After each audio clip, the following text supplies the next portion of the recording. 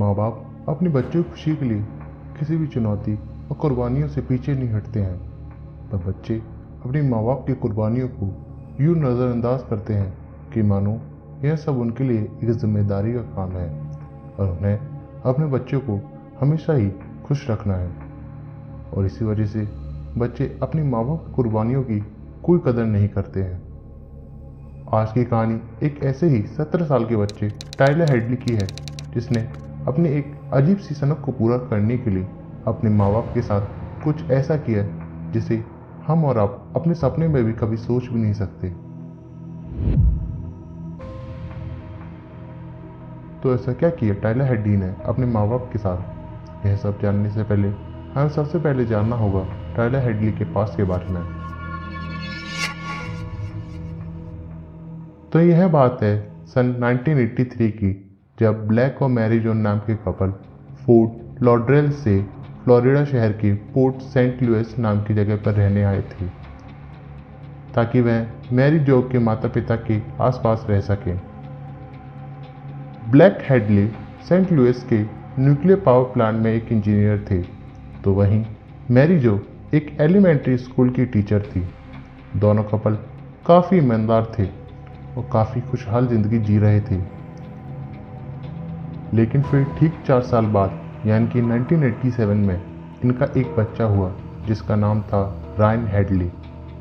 Ryan के जन्म के 6 साल बाद यानी कि 16 दिसंबर 1993 में हेडली कपल के यहाँ दूसरा बच्चा यानी कि टाइलर हेडली का जन्म हुआ।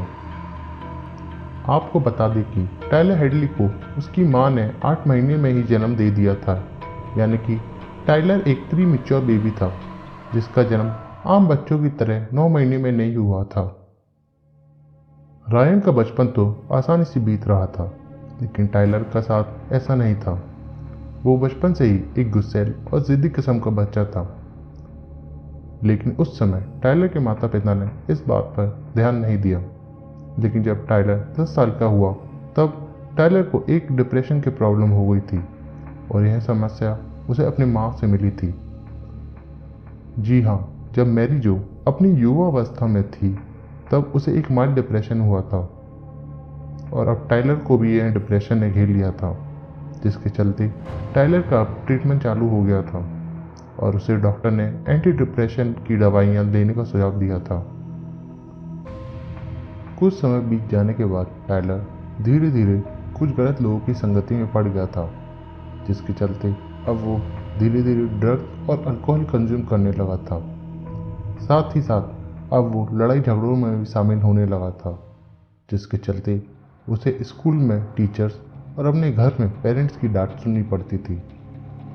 लेकिन टाइलर को इससे कुछ फर्क नहीं पड़ता था। टाइलर तो अपनी मस्ती में था।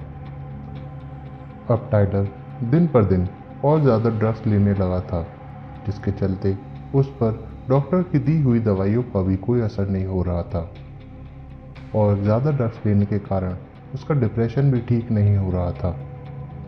लेकिन उसके पेरेंट्स नहीं जानते थे कि उनका बेटा इतनी ज़्यादा मात्रा में ड्रग्स ले रहा है। फिर एक दिन टाइलर के पेरेंट्स टाइलर को उसकी किसी शरारत पर डांट देते हैं और इस बात का टाइलर को इतना बुरा लगता है कि वह अपने दोस्त को कहता है कि वो अपने पेरेंट्स को मार देना चाहता है। लेकिन तब टाइलर का दोस्त इस बात को सीरियसली नहीं लेता है।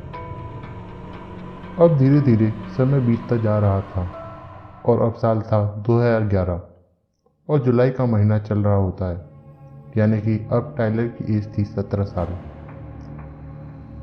इसी दौरान यानी कि इन 7 सालों में टाइलर के कुछ दोस्त भी बन जाते हैं और उसका एक करीबी दोस्त भी बन जाता है, जिसका नाम था माइकल, जिसके साथ वह अपनी सारी बातें शेयर करता था। और साथ ही साथ इन पिछले 7 सालों में टाइलर को अपने दोस्तों के साथ पार्टी करने की काफ़ी लत लग गई थी। टाइलर कभी होटल में तो कभी अपने दोस्तों के घर पर जाके पार्टी करता था, लेकिन वह कभी भी अपने घर में पार्टी नहीं करता था, क्योंकि उसे उसके पेरेंट्स ने इसकी परमिशन नहीं दी थी। तो जुलाई 2011 में एक दिन जब टाइलर बहुत ज़्यादा शराब पीकर अपने पापा की कार से जब अपने घर पहुंचता है, उसकी माँ मैरी जो उसे बहुत ज़्यादा डांटती है और उसके पास से कार की चाबी छीन लेती है। साथ ही साथ टायलर के पेरेंट उसको साइकेट्रिस्ट के पास ले जाने की बातें भी करते हैं, क्योंकि उन्हें अपने बेटे की काफ़ी चिंता होने लगी थी। लेकिन अपने पेरेंट्स की बातों को टायलर काफ़ी सीरियसली ले लेता है और वो अपने दोस्त माइकल से कहता है कि वो अपने पेरेंट्स को मार देना चाहता है। लेकिन माइकल उसकी इन बातों को हंसी मजाक में टाल देता है, लेकिन टायलर के दिमाग में मानो गुस्से का ज्वालामुखी बन रहा होता है। अब आता है 16 जुलाई 2011 का दिन। दोपहर के 1:15 का समय हो रहा होता है कि तभी टायलर हेडली अपने फेसबुक पर एक पोस्ट डालता है जिसमें लिखा हुआ होता है, party at my crib tonight may be, यानी कि आज मेरे घर एक पार्टी है शायद।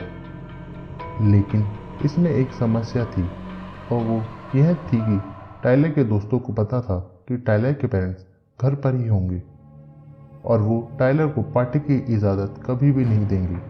यानी कि कुल मिलाकर देखा जाए तो उन्हें लग रहा था कि टायलर झूठ बोल रहा है, लेकिन टायलर इस बार कुछ अलग ही मूड में था।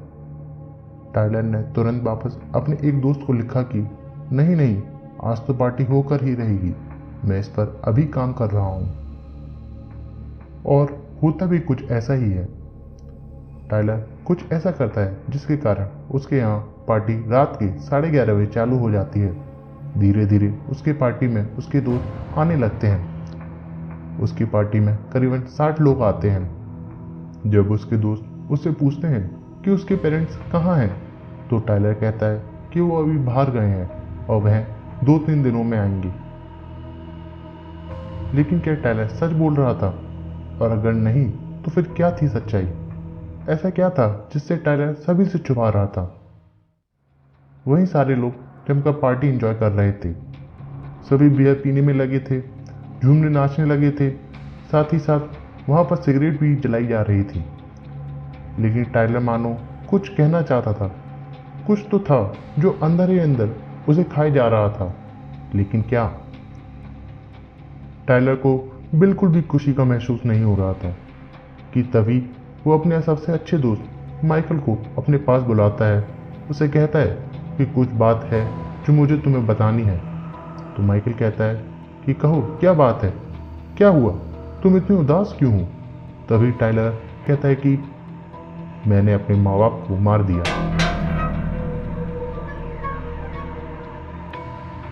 लेकिन माइकल को टायलर की बातों पर विश्वास ही नहीं हो रहा था। माइकल टायलर से कहता है कि तुम झूठ बोल रहे हो, तुमने पी रखी है, ऐसा कुछ नहीं हो सकता। तभी टायलर हेडली उसे अपने पापा की गाड़ी की चाबी लाकर दिखाता है और उसे कहता है कि देखो, गैराज की तरफ मेरे पापा की कार वहीं खड़ी हुई है। इसके बाद भी माइकल को टायलर की बातों पर बिल्कुल यकीन नहीं हो रहा था। इसके बाद टायलर माइकल को ऊपर बेडरूम में ले जाता है, जिसके बाद माइकल को टायलर के पापा यानी कि ब्लैक हेडली का खून से भरा हुआ पाँव दिखता है और फिर टायलर उसे अपने माँ बाप की लाश दिखाता है, जिसे देखकर माइकल कुछ समझ नहीं पा रहा था कि उसके जिगरी दोस्त ने ये सब क्या कर दिया। माइकल की दोनों आंखों के सामने अंधेरा सा छाने लगा था। माइकल जैसे तैसे कुछ देर वहाँ पार्टी में रुकता है और फिर टायलर माइकल के साथ एक आखिरी सेल्फी लेता है। कहीं ना कहीं टायलर को यह बात पता थी कि यह शायद उसकी अपने जिगरी दोस्त के साथ आखिरी सेल्फी थी। फिर कुछ देर के बाद माइकल वहाँ से चला जाता है और ठीक सुबह के 4:30 बजे पुलिस को सब कुछ जाकर बता देता है, जिसके बाद पुलिस आती है और टायलर हेडली को पकड़ के जेल ले जाती है। लेकिन अब सवाल यह उठता है कि टायलर ने अपने पेरेंट्स का मर्डर कब किया और क्यों? क्या हुआ 16 जुलाई 2011 की दोपहर 1 बजे से रात 11 बजे के बीच? इस सवाल का जवाब उसने पुलिस प्रोसीडिंग में दिया, जो बहुत ही डरावना था। दरअसल 16 जुलाई को दोपहर के ठीक 4:30 बजे थे। टायलर ने अपनी पूरी प्लानिंग कर ली थी। उसने सबसे पहले अपने पेरेंट्स का फ़ोन अलमारी में छुपा दिया था, जिससे उनके बचने का कोई भी मौका न मिले, और उसने एक हथौड़े का इंतजाम भी कर लिया था। अब बारी थी प्लान को अंजाम देने की। तो अब घड़ी में ठीक 5 बज रहे थे। टाइलर के पिता अंदर बेडरूम में थे और उसकी माँ कंप्यूटर रूम में कंप्यूटर के आगे बैठी थी। वो दोनों इस बात से बेखबर थे कि उनके साथ क्या होने वाला था कि तभी टाइलर अपना हथौड़ा लेकर अपनी माँ के पीछे खड़ा हो जाता है और उस हथौड़े से अपनी माँ के सर पर एक जोरदार वार करता है, जिससे उसकी माँ जोर से चिल्लाती है और पीछे देखकर बोलती है कि क्यों, और वह जमीन पर गिर पड़ती है। इतनी तेज आवाज़ सुनकर अंदर से टाइलर के पिता दौड़कर बाहर आते हैं और उसकी माँ को उठाने की कोशिश करते हैं, लेकिन फिर टाइलर इस मौके का फ़ायदा उठाकर अपने पिता पर भी हथौड़े से प्रहार करता है और उन दोनों को तब तक हथौड़े से मारता है जब तक कि उन दोनों की मौत नहीं हो जाती। इसके बाद वो अगले कुछ घंटों में वहाँ पर पड़ा सारा खून साफ कर देता है। फिर वो रात में 8:15 पर अपने फेसबुक पर एक पोस्ट डालता है, जिसमें वो लिखता है, आज मेरे घर में इस सेंचुरी की सबसे बड़ी पार्टी होने वाली है, आप सभी को आना है। इसके बाद टाइलर हेडली अपने पेरेंट्स की बॉडी को ऊपर के बेडरूम में ही छुपा देता है और ढेर सारा सामान बेडरूम में ही बिखरा देता है, जिससे किसी को भी शक ना हो। लेकिन वो कहते हैं ना कि क्रिमिनल कितना भी शातिर क्यों ना हो, आखिर एक ना एक दिन उसका क्राइम पकड़ा ही जाता है, और इस केस में टाइलर ने खुद ही अपना गुनाह कबूल कर लिया था। आगे वो पुलिस को बताता है कि उसने अपने पेरेंट्स को इसलिए मारा क्योंकि वो उसे साइकेट्रिस्ट के पास ले जाना चाहते थे और उसे पार्टी नहीं करने दे रहे थे, जिससे उसे बहुत ज़्यादा गुस्सा आता था। आपको बता दें कि टाइलर हेडली को उसके घिनौने अपराध के लिए अमेरिका के कोर्ट ने उसे आजीवन कारावास की सजा सुनाई हुई है। आखिर इस कहानी से यह सवाल उठता है कि क्या हेडली कपल को बचाया जा सकता था? अगर हाँ, तो कैसे? साथ ही साथ इस कहानी से हमें क्या शिक्षा मिलती है? अपनी राय हमें कमेंट में ज़रूर बताएं। तो आज के लिए बस इतना ही दोस्तों, मिलते हैं आपसे अगली वीडियो में एक ऐसी ही सच्ची घटना के साथ। तब तक के लिए गुड बाय।